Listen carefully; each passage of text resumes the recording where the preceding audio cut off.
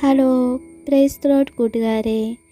ഇന്നും ഒരു ചെറിയ ആത്മീയ ചിന്തയുമായാണ് ഞാൻ നിങ്ങളുടെ മുമ്പിലേക്ക് വന്നിരിക്കുന്നത്.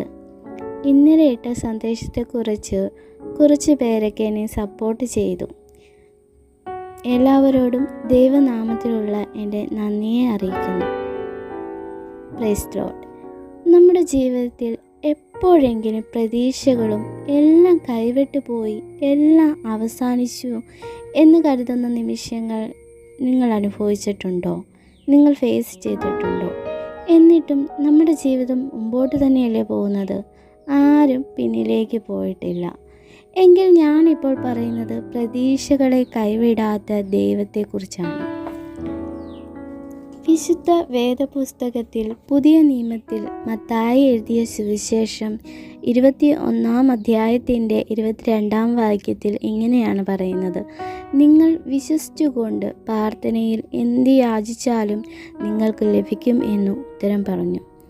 നമ്മൾ ഏത് പ്രതിസന്ധി നടുവിലായിരിക്കുന്നുവോ, ഏത് ഭാരത്തിൻ്റെ നടുവിലായിരിക്കുന്നുവോ, ഏത് പ്രതികൂലത്തിൻ്റെ നടുവിലായിരിക്കുന്നുവോ, ഏത് അവസ്ഥയിലായിരുന്നാലും ഒരു നിമിഷം നമ്മൾ ദൈവസന്നിധിയിലേക്ക് സമർപ്പിച്ചിട്ടുണ്ടോ?